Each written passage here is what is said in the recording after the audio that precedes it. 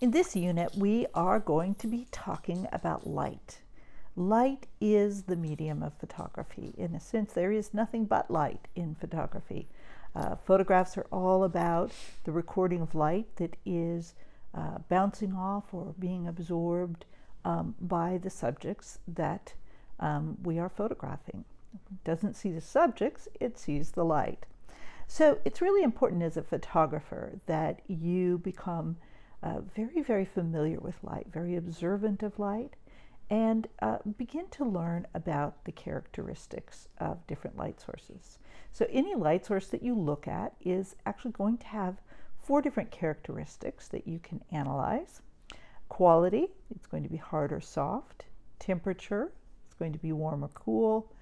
Direction, it's going to come from the front or the side or up or down or at an angle. And lastly, intensity. That light is going to be strong or weak.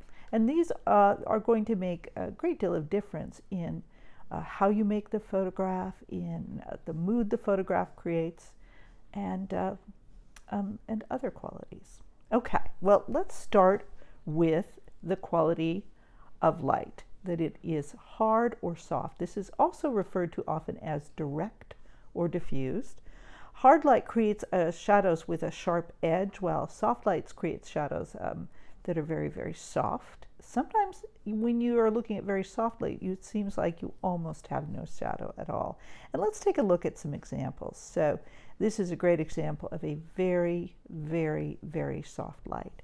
And let's think about the light source because soft light or diffuse light is light that comes from a very large and actually relatively close light source. So the light is scattered. It actually is broad and goes over the area in a very broad way rather than coming down in a narrow beam. So this portrait by Alex Soth is taken on a very cloudy day underneath, it looks like close to a building, and the light is extremely soft. It's so soft that there are almost no shadows at all. And when you have super soft light like this, you really can see all of the details. The shadows that are there are extremely subtle. They're what we call open shadows. Now, to contrast that, let's take a look at this photograph by Joel Meyerowitz. This was taken probably in the middle of the day in downtown New York City, and the light is coming almost directly up above. It's a bright, sunny day. So the sun, even though the sun is a very large, object, the sun, in terms of light, is very distant and small. So during the middle of the day, when the sun is very, very bright, when there are no clouds, we have this very direct light that creates very, very distinct shadows. And you can see that in this shadow here, but also what I love about this particular photograph is the little dots that her veil creates on her skin. Little shadow dots, and they're very, very sharp, like little polka dots. Now, one thing I want to emphasize to you, I'm showing you photographs in this particular presentation, all by very famous photographers. And what I want you to notice is that, or to know, is that these photographers are paying very close attention to the light. That is one of the first things that they're thinking about when they're making a photograph. They're thinking about subject, they're thinking about content, but they are recognizing the quality of light and thinking about how that will add to or make a stronger photograph, as in this photograph with the little polka dots on her face. Let's look at a couple more examples. This is by Stephen Shore, and Stephen Shore makes these, I would call them somewhat melancholy photographs about suburban life, often taken on these cloudy days. And notice that, again, this is an example of extremely soft light. The shadows under the eaves are extremely soft and gradual. And when you're thinking about the quality of light, don't look for the light source, don't look at the light, look at the shadows. That's how you determine what that quality of light is, whether it is hard or soft. So this soft light shows us all the details. It also has a sort of a more calm, sort of less active and intense feeling. Now, on the other hand, we'll go back to another Joel Meyerowitz. Joel Meyerowitz, by the way, really likes to go into New York City and photograph in the middle of the day when things are very busy. At a time of day when we're often instructed not to make photographs because the light is so downward and so intense, and yet he takes advantage of that. So look at this incredible shadow underneath this woman's hat. We look right at her and we see this very, very distinct edge to the shadow, here and here. This is a very, very hard light. The shadows are deep and the edges are very, very sharp. Now this, you might look at it and think, oh, well, this is an evening light, and so it's soft. But look again and you'll realize that just because a light is artificial doesn't mean that it is necessarily soft. Soft and weak, or evening and day are not So when you're looking at this, whoops, no, stop. So let's look at this very, very different kind of photograph.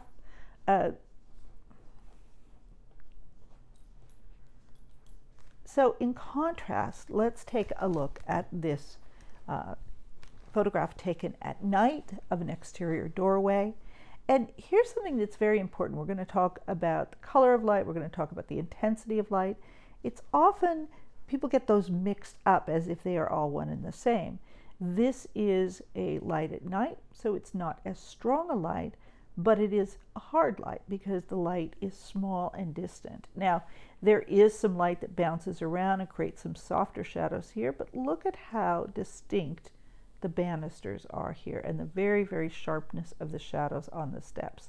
This is a very hard light, even though it is late at night, and this light source is relatively weak.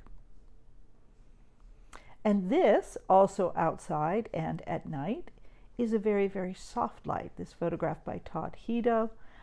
This light is softened by all of the fog, and that's something also to keep in mind. Is when light is diffuse, it means that it is being diffused by some kind of a source. On a cloudy day, it's diffused by clouds. In this case, it's by fog, which is really low clouds. And in other situations, it might be by a curtain or a diffuser, and we'll look at some of those examples. Another characteristic of light is its temperature, whether it is warm or cool. And the temperature of light is actually something we determine very specifically scientifically. We can measure the temperature of light. All light has a very specific color, and it varies depending on the light source. It depends on what it might be reflecting off of, and very much by the time of the day. Light in the middle of the day is and by the time of day. So light in the middle of the day is very neutral, but some artificial lights are very warm or very cool. And you notice this if you have your camera set on daylight, which is what I recommend. If you set your camera at daylight, then you're going to see the colors of the light, such as this photograph by Nan Goldin. This actually was taken with film, but she would use a daylight balanced film, and so the interior lights, when she photographed, got very, very orange, very yellow, because this is the actual color of the light. Now, our eyes, and in some cases our cameras, will adjust to that light and attempt to neutralize it, so we don't always see it. But the light has its own particular color. This one that we just looked at earlier, you can see is a very, very cool light, almost blue, and that has to do with the color of the bulb in this outdoors fixture. It is a fluorescent light of some kind, and it has a very, very, very cool cast. Now, you can also see that light that bounces off of particular surfaces will change color. So there's two things going on in this scene. What's interesting is that the light that's coming in is daylight, midday light, and really the color of the light out there is neutral. It's very white. It's right in the middle. But because it's coming through yellow curtains and it's bouncing off of yellow walls, the light becomes very, very warm. So all sorts of different things affect the color of light.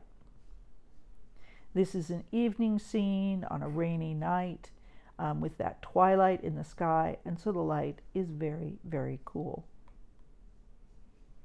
Now, we want to pay attention to the subtler versions of warm and cool. Looking back at this photograph by Alex South, this light is cloudy, but it is also very cool. So light on a cloudy day versus light on a sunny day will be much cooler.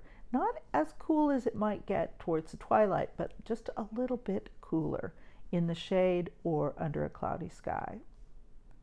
Whereas light on a sunny day, you can see, look at the color of his skin and his shirt in this photograph by William Eggleston, is very, very warm. And you can see warm and cool light together.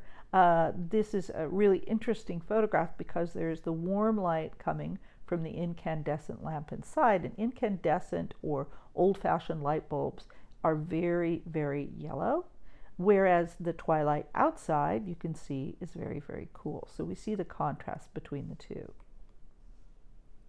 We also have the direction of light. The direction of light can determine the mood of the photo.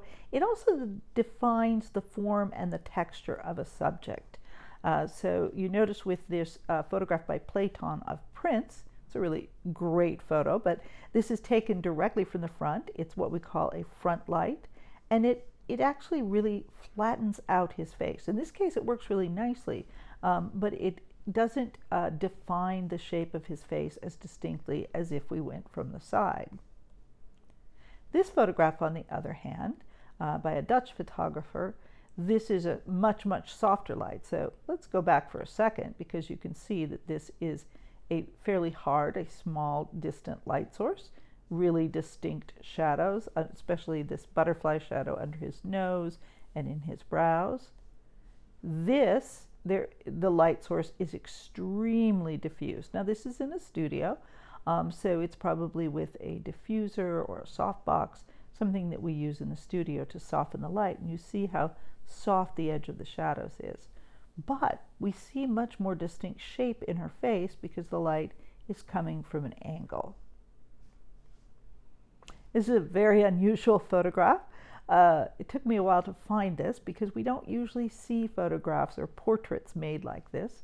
This is downlight, and you can see that downlight is a little bit weird. It makes people look a little strange, makes his eyes very deep, and really makes the pupils go away, his mouth goes away.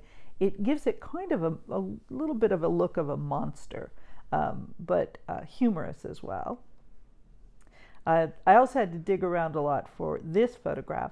Uplight is also extremely unusual. You'll rarely see it, you don't see it in daylight, and you don't see it very much in lighting situations, again, because it's a little bit unusual.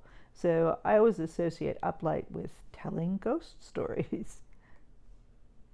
Backlight, which can be just beautiful, it can happen naturally, or this is on a stage set or in a studio, and it gives a silhouette of the image and of the figure in the front, and some beautiful rim lighting, so it can be a very dramatic light.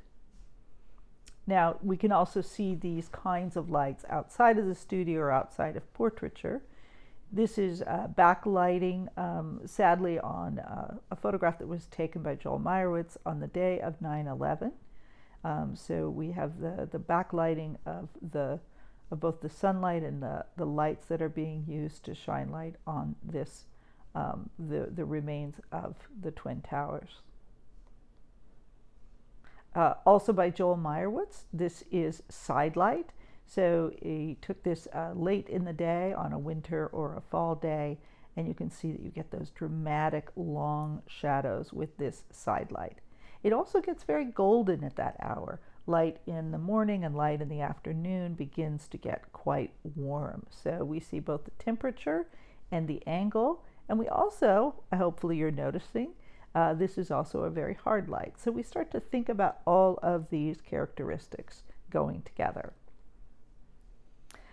In terms of direction, go back to this Joel Meyerowitz, and notice that that this light is this downlight out in the natural world. And this is one of the only times we see a downlight. We don't see an uplight, but in the middle of the day at noon, the light comes straight down. And by the way, as a beginning photographer, or even if you've studied it before, you probably heard that you should never take photographs at this time of day. That's one of the things I love about Joel Meyerowitz. He knows that this light is difficult, but he's working with it deliberately and taking advantage of it. So this last one is something that you may often, almost always, you won't actually see it by looking at the light. This is the intensity, how strong or how weak it is. You have to measure this using a light meter. Since your eyes open up and to absorb more light or close down if the light is bright, you can't look at a light and decide whether it is strong or weak. And this really throws beginning photographers off quite a bit. They say, well, it looked like the light, there was lots of light, but my meter told me that there wasn't. And that's because not all light is created equal.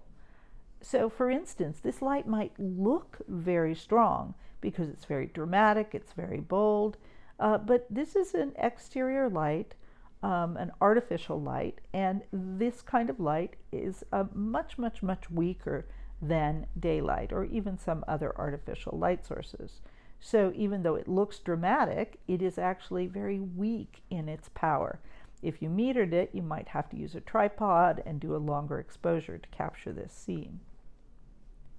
This light, which looks very, very soft and very delicate, on the other hand, is daylight. And so even though it looks like the light is just emerging, it is sunlight, and therefore it is relatively strong. Interior light like this, even though it is sunshine coming in the door, is diffused through panels and weakened by the obstruction of the curtains, and this would be a fairly weak light. And I know this photographer, Todd Heido, actually would set up a tripod and do a relatively long exposure. Soft light, foggy days, very flattering, and this is, and why do I have this in here? Oh, sorry. This is a very soft light on a very foggy day, and you might think that it is a weak light, but it is not. These very, very bright skies on a cloudy day actually throw a lot of light around, maybe not as much as bright sunshine, but the day is much, much brighter than you would imagine.